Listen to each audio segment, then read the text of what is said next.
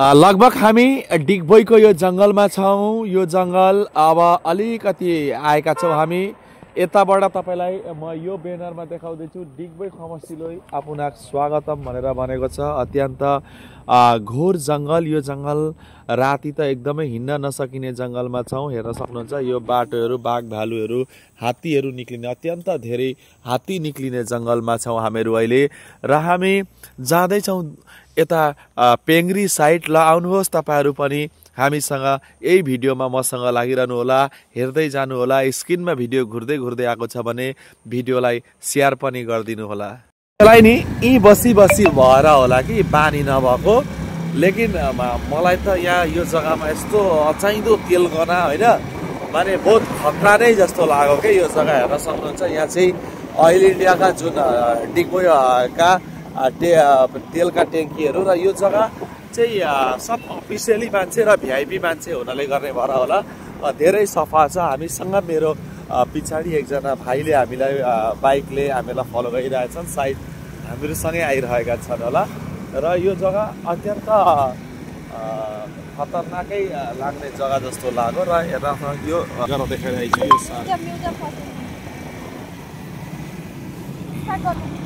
यो चाहिँ हामी म्युजियमतिर लागिसकेका छौँ अहिले। नि डिगबोई आउनुभयो भने नि म तपाईँहरूलाई एउटा सजेस्ट चाहिँ गराइदिन्छु, एउटा राम्रो कुरा चाहिँ भनिदिन्छु। डिगबोई आउनुभयो भने यहाँभित्र नि एउटा म्युजियम छ। यहाँनिर भित्र म्युजियम छ। ब्रिटिसले के गरेर गयो, ब्रिटिस नआएको भए के हुन्थ्यो भन्ने खालका कुराहरूलाई लिएर यहाँ एउटा सम्पूर्ण म्युजियम एउटा बहुत ठुलो 2 तले बिल्डिङमा बनाएको छ। मलाई चाहिँ यस्तो महसुस भयो त्यहाँभित्र गएर, मेरो माइन्डले खोइ कम्ती धडो न बेसी धडो म जान्दिनँ। मैले यो जुन बाहिरको यो हेरेर भित्र गएर म्युजियम हेरेर आएँ।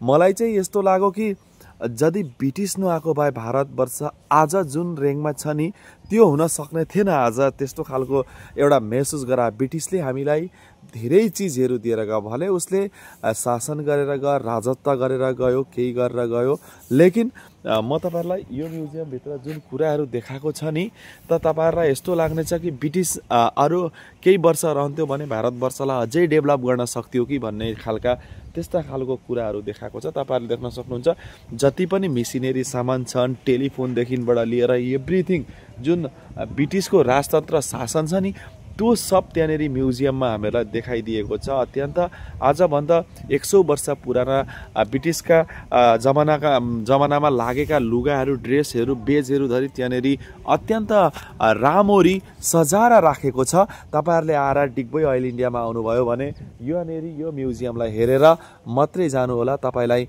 यो दिमागमा महसुस गराइदिएको छ यो म्युजियमले कि ब्रिटिस नआएको भए भारतवर्ष कतिसम्म पछाडि हुन्थ्यो भन्ने कुरा। स्टार्ट भयौँ पेङ्ग्रीको यो ठुलो जङ्गल है, यो घनियोर जङ्गल हो पेङ्ग्रीको। हेर्न सक्नुहुन्छ है पेङ्ग्रीको जङ्गल। पछाडि बाइकमा मेरा साथी छन्, भाइ छन्। भाइ हाई भन। हेर क्यामेरै कस्तो धुलो धुलो देखिएको यो जङ्गलमा होइन भन त। दिउँसै अँध्यारो र दिउँसै डरलाग्दो जङ्गलमा छौँ हामी। बहिनी के भन्छस्? दादालाई धेरै धेरै स्वागत छ हामीहरूको पेङ्ग्री गाउँमा। अनि अब 2-4 दिन कति दिन बस्नुहुन्छ, राम्ररी घुमाइदिने हो ल। अनि त्यही हो। र पेङ्ग्रीको यो घनहार जङ्गल, यो जङ्गलमा नि म आजभन्दा 10 वर्ष अगाडि यो जङ्गलमा आएको थिएँ र अत्यन्त डरलाग्दो समय रातिको 1 बजे एउटा गाडीमा पार भएर गएको थिएँ। एकदम यहाँ उज्यालो त हुने तपाईँले देख्नु नै हुन्न, यो दिउँसै राति लाग्दो जङ्गल हामी एकदम अचम्म पर्ने होइन। र सानो कुरा आसाममा एउटा झमेला आइरहेको छ। झमेला यस्तो झमेला तपाईँहरूलाई म भनिदिँदैछु। त्यो झमेला हो पिक्चर मुभी एउटाको नाम। आसामकै 1-2 जना हामीहरूका भाइहरूले, हाम्रा दाजुहरूले यो झमेलालाई साढे पछाडि नै झमेला रिलिज गर्न खोज्नु हुँदैछ। यो झमेला तपाईँहरूले मिलाउनु पर्ने हुन्छ। तपाईँले कसरी मिलाउने झमेला भन्दाखेरि तपाईँहरूले हेरेर मिलाउनु पर्ने हुन्छ। तपाईँहरूको छेउको सिनेमा थिएटरमा झमेला आइरहेको छ। यही केही दिनमा लन्च गरिरहनु भएको छ, रिलिज गरिरहनु भएको छ। तपाईँहरूले पनि हेर्नु होला। यता यो पेङ्ग्रीको जङ्गल हामी जाँदैछौँ। यो अग्लाग्दो दिउँसै माने राति जस्तो जङ्गल जाँदैछौँ हामी। तपाईँहरूले कहाँबाट हेर्नुहुँदैछ? अब आउने भिडियोहरू अर्कैतिरबाट आउँदैछन्। नमस्ते, म दिपु छेत्री। के छ तँलाई भेटेर नि डिगबोईको पेङ्ग्री गाउँभित्र पसिसकेका छौँ। डिगबोईबाट हामी पेङ्ग्रीतिर पसिसकेका छौँ। ल नमस्ते, म दिपु छेत्री पेङ्ग्रीबाट। कसले मलाई हेर्नुहुन्छ, अब यहाँ तपाईहरूको कमेन्ट गर्ने पालो आयो।